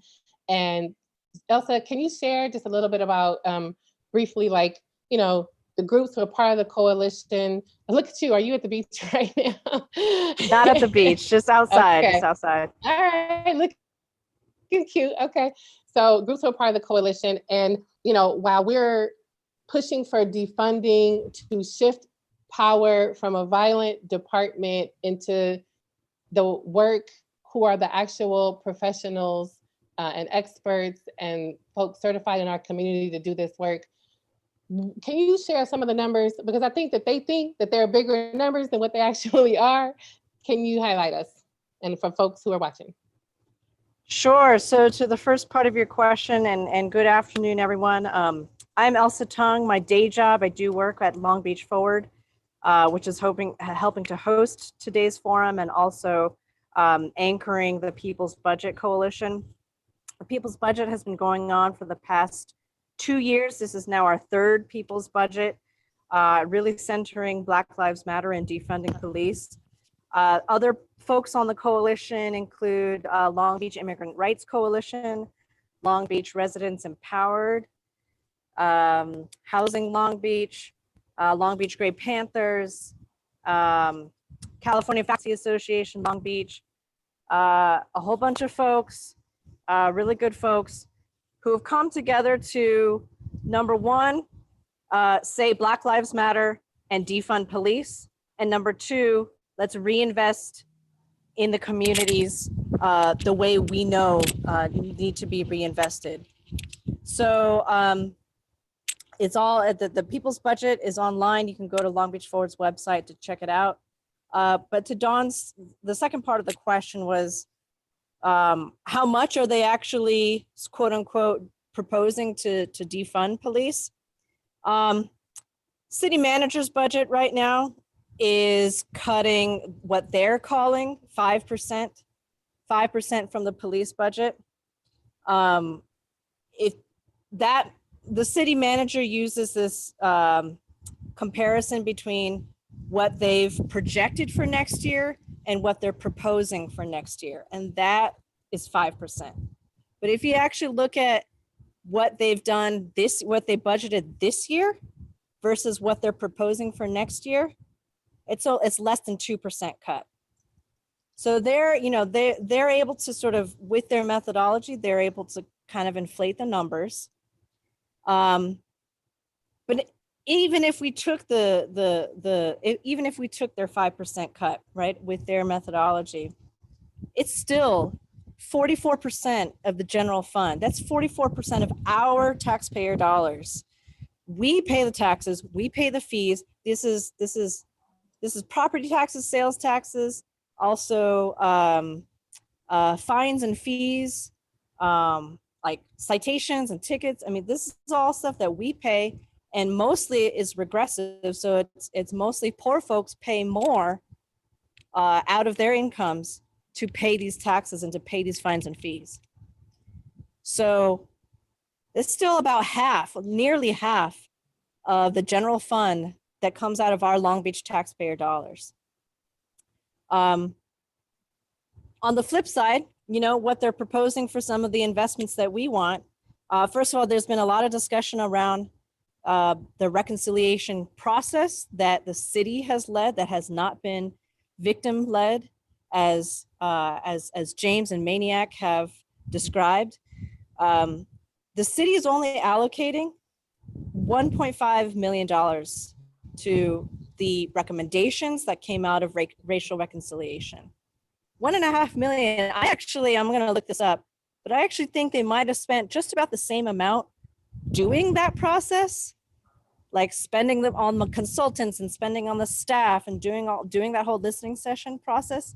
They might've spent that the same amount doing that process as they're gonna spend implementing the recommendations. So that's nothing, right? That's pennies. And when you compare that to the police budget, it's like virtually 0%. So when you compare anything to the police budget, that's $240 million. $240 million is the police budget. They have, I think it was like 800 or 900 sworn officers and maybe 300 civilian staff. That's, I mean, they're the single largest blood-sucking department of our city. So, you know, the numbers right now are not nearly what they're cracked up to be in terms of the cuts that the cuts to PD that they're proposing, and also the investments to the community that they're proposing. Boom. There are some numbers, in case anyone was wondering. I'm guessing there may also be some links that are being dropped in our chat with information on the actual budget recommendations that came from Mayor Garcia and the city budget proposal that came from the city manager. And you can compare that with the people's budget as well. And you will see where they're placing their value, which I think for the few council people like Susie Price and Stacey Mungo who are pushing to protect violent police, you will see where they're placing their values. And you can kind of have some specifics for your conversation for when you call them. So speaking of calling them, I think what we want to do is just open this up to a question or two. We are at 3:46. Excited that you all have stayed with us. We're in this for about 15 more minutes or 14 more minutes. And as you've been listening to all of this, as you've been hearing about the violence that we all know and see, right? This has been a conversation sharing these stories. This has been a conversation talking about the corruption between the POA and the mayor and our elected officials. So again, thank you for being part of the conversation. If questions are coming up for you as you've been listening, gather those. I'm gonna just share for a moment, what more can we do? What more can we as voters do? What more can we as residents do? What more can you all as allies to Black people in our city do to push for real cuts in this budget that reinvests in community care? What more can we do to press our decision makers to make sure that they are making decisions that are reflective of their residents and not of police?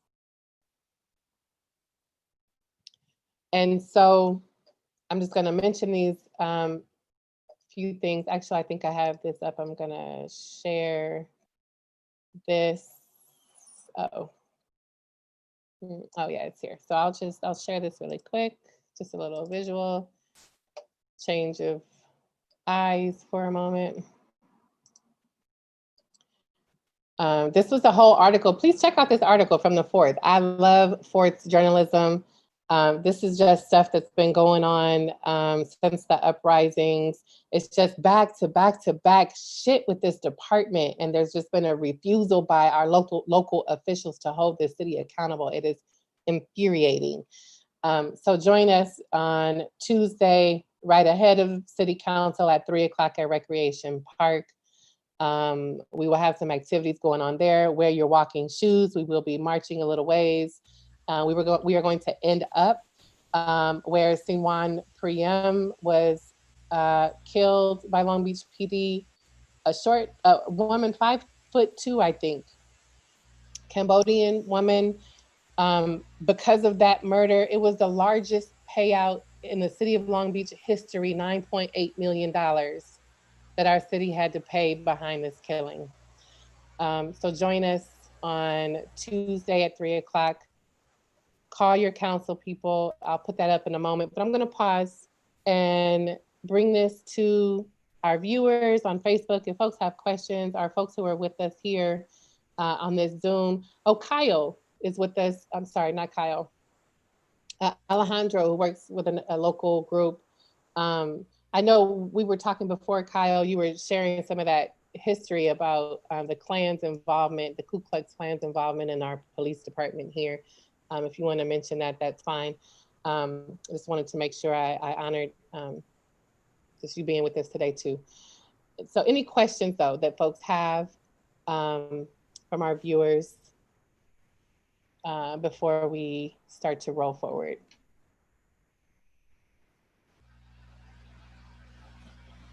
I have a comment, not a question. Would that be appropriate? Sure, is that Deborah? Yes, go ahead, Deborah. Yes. First of all, I wanted to thank everyone for telling their stories. And I think one of the things you said, Dawn, is that we all know these things happen. And I think, unfortunately, a lot of us do not know these things happen. I certainly believe and know these things happen. They have never happened to me. The gentleman who wrote in the chat that he's never been pulled over on his bicycle, well, I never have either. That doesn't take away from me believing what y'all are experiencing. I think as hard as it is, people need to understand the depth of the despair of what's been happening.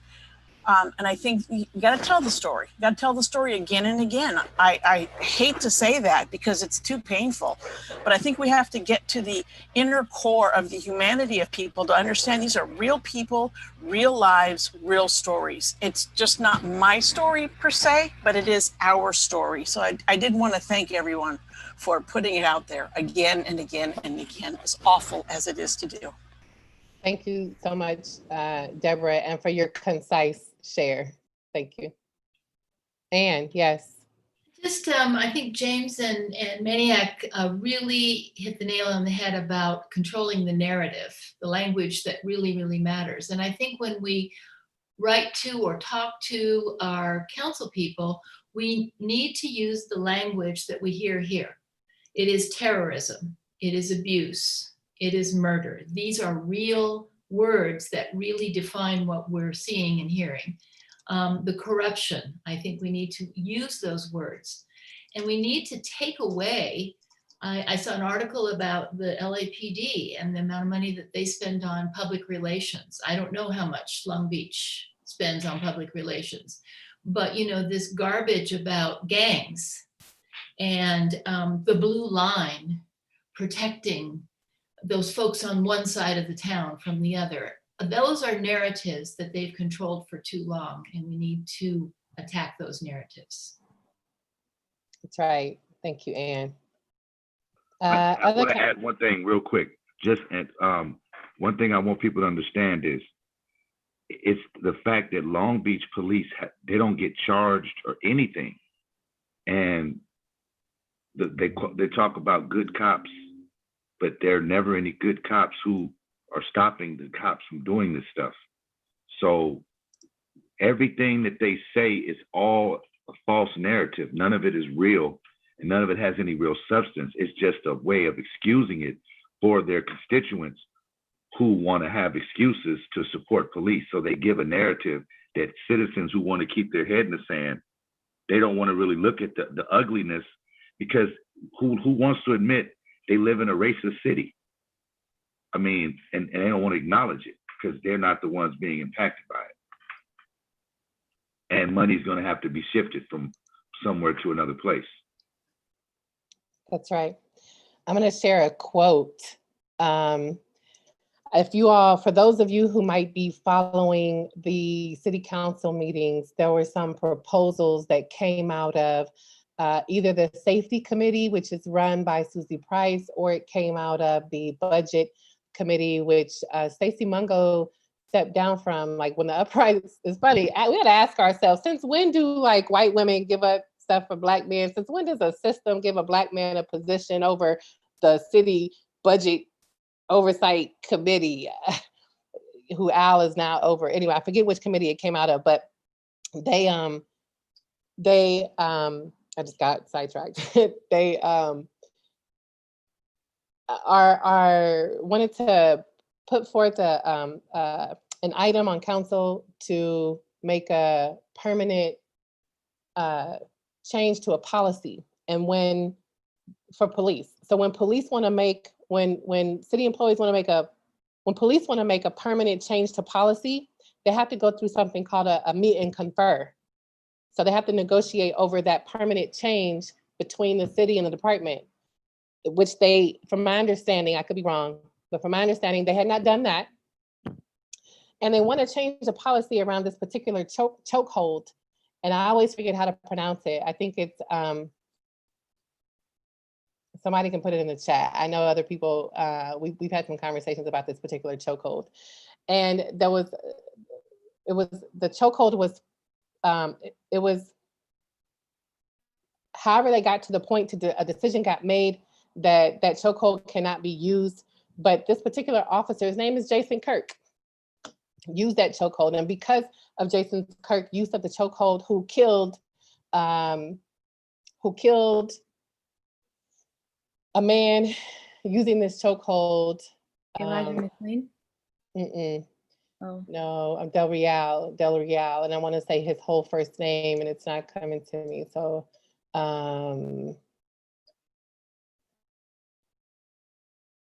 John Del Real, he killed him, and ironically, the district attorney happened to lose this record for 12 years, by the way.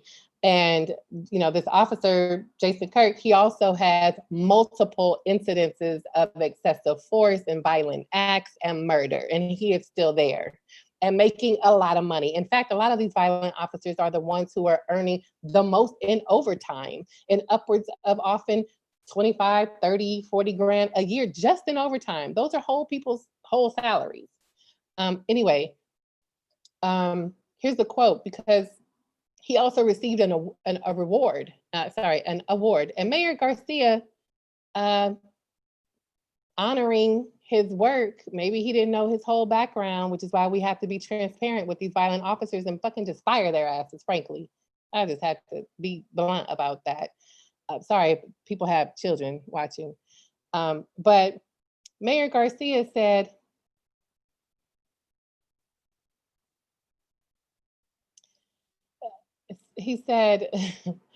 that the police officers being honored are some of the most dedicated, most professional, most courageous men and women in the nation.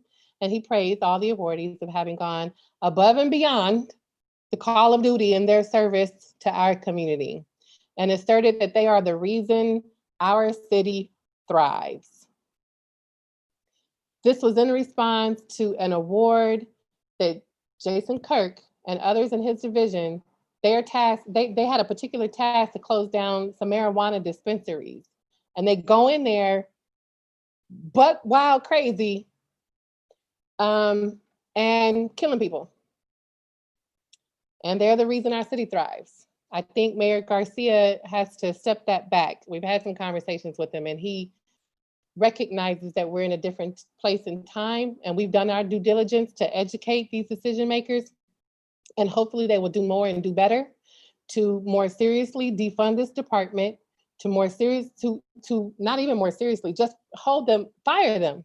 If you have these multiple cases and you're costing our city hundreds of thousands of dollars, why are they still here?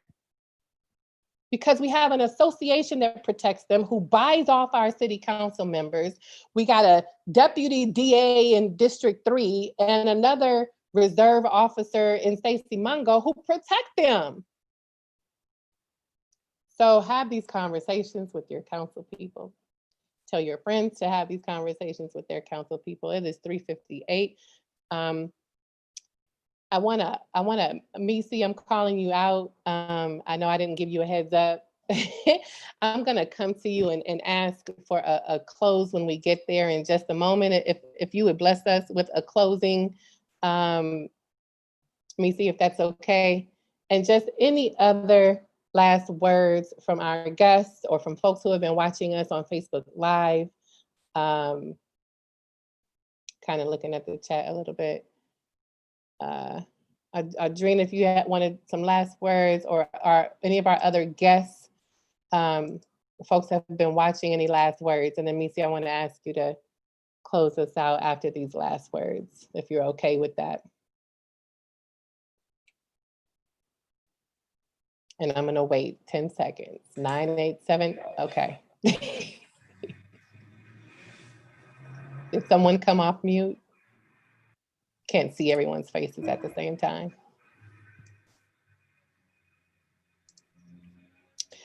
Okay, well, I will let our special guest really quick, let you all just say a quick thank you if you want. Just, take it, give a thank you to folks, and then Misi will ask you to close us out. Thank you from myself for staying with us over these 6 years that BLM Long Beach has been trying to hold this department accountable. Thank you for being an ally to Black people. Thank you for taking your own responsibility in your own body, culture, position in the city, leveraging your own privilege, whatever privilege that is. This work takes a village. It does not stop beyond this budget cycle, and we appreciate you. So those special guests, if you want to say a last word, and then Misi will take us out.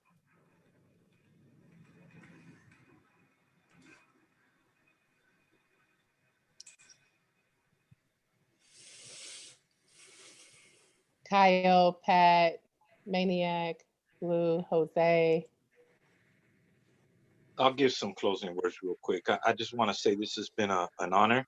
I'm very grateful that I was able to participate in any kind of way. And I think more of this needs to happen.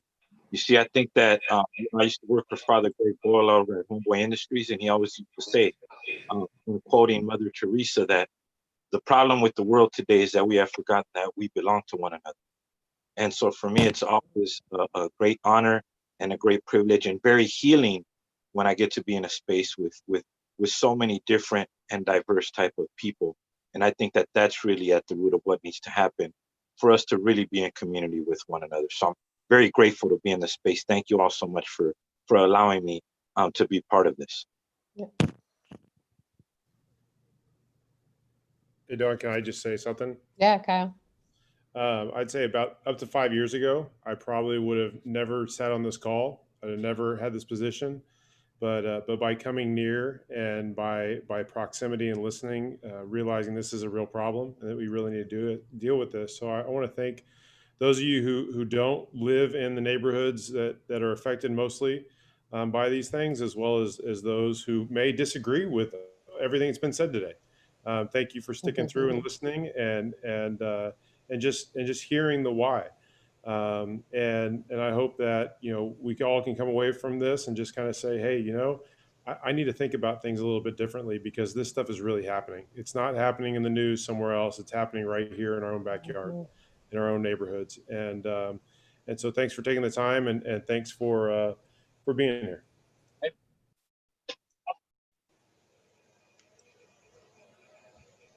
I'll go ahead. First of all, I give thanks. I appreciated the brother's ceremony, all my relations. That brings me back to my time with Warrior Woman and Ernie. My roots, you know, we have a lot of Blacks have Native American heritage as well. So I appreciate when we go back to our cultural heritage, what white supremacy tried to destroy and remove. So I appreciate that ceremony and giving us a space to honor those who came before us. James, I love the way you laid that out as well. We are just a continuation. I want everyone to know that principles are colorless. Values are colorless. If we want to make change, this is a great opportunity. We live in a very key time, and if we believe in justice, then we should be on the side of justice. So when history looks back, we can be those who were on the side of justice. So I ask everybody on this call to go out and bring your family and friends in and talk to them, because we can change people because we have hearts and minds that can be changed. And so I appreciate everyone's time. And I just say something that we say, the struggle continues. So it's our turn. Let's change history. Let's make history. Thank you, Mayor. I'm gonna pass it to Missy. It is 4:03. I know that Tyra Wood's mother, and Gada Faraz Murad's sister, both were not able to get on with us today, but we're sending some love to y'all if you are watching, and just know that we continue this work in honor of the losses of your loved ones by police. And so, Missy, you can take us out. We'll see you hopefully Tuesday at 3 o'clock at Rec Park. And if not there on the city council meeting, information has been in the chat about how to sign up to speak for that. And we'll see you guys next time. Pastor Missy. Yeah. I don't know what to say.